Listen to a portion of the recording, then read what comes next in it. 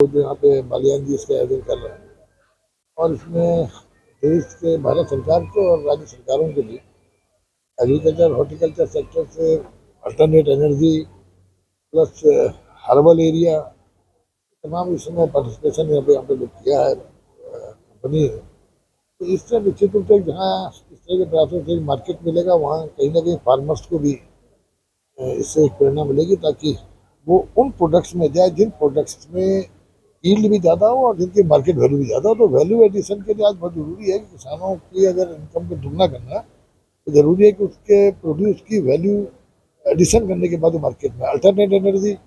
आज आप देखते हैं कि गुजरात में कई गांव ऐसे बन चुके हैं जिनका नाम गाँव ही सूर्यग्राम हो गया और वहाँ गाँव में लोग जहाँ 8-10 हज़ार रुपये महीना कमाने का काम कर रहे हैं, दूसरी ओर उनकी बिजली का बिल भी शून्य है। वहाँ तो आज जरूरी है कि जहाँ देश के लिए जो हमको पावर की हमको आवश्यकता है वो भी हमें प्राप्त हो और खासकर पीक आवर्स में, और उसके अलावा किसानों को भी और आम आदमी को भी अल्टरनेट एनर्जी के माध्यम से उसकी एक एडिशनल इनकम प्राप्त हो जाए।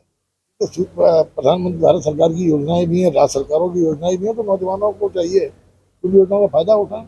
और खासकर किसान के लिए तो ट्यूबवेल तथा तमाम ट्यूबवेल जो है सोलर उससे हो रहे हैं, तो ताकि उनका बिजली का खर्चा बचेगा। तो उससे गवर्नमेंट का फायदा है क्योंकि गवर्नमेंट संभवतः हर राज्य में फार्मर्स को सब्सिडाइज पावर दे रही है, सब्सिडी में बिजली देने का काम करती है। और अगर किसान का ट्यूबवेल उसका अगर सोलर से जुड़ जाएगा तो एक तरफ गवर्नमेंट की सब्सिडी की बचत होगी, दूसरी तरफ किसान को भी बचत होगी। इस तरह के एक्सपो से ऑर्गेनिक खेती को कितना बढ़ावा मिलेगा? देखिए, ऑर्गेनिक खेती को बढ़ावा तो मिलेगा, लेकिन सबसे बड़ी आवश्यकता है कि मैंने स्वयं भी महसूस किया कि जब तक ऑर्गेनिक प्रोड्यूस आपका सर्टिफाइड नहीं है तब तक उसकी वैल्यू नहीं है।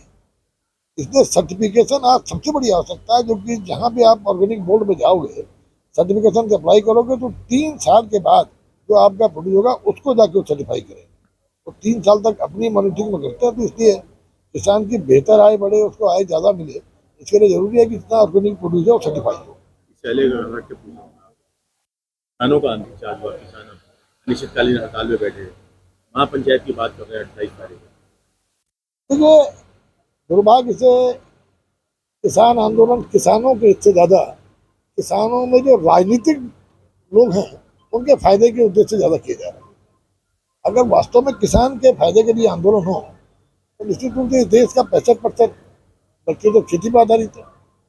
इसलिए मेरा मानना है कि राजनीति से दूर होना चाहिए इस तरह का। क्योंकि स्मार्ट मीटर का विरोध कर रहे हैं, उसको लेकर देहरादून टोल प्लाजा पे जिस तरह से लाठीचार्ज। देखिए, स्मार्ट मीटर उनका मैं पढ़ रहा था जो मेरे संज्ञान में आया कि पहले सरकार स्मार्ट मीटर लगा, तो सरकार के ऑलमोस्ट सभी कार्यालयों में स्मार्ट मीटर लग चुके हैं।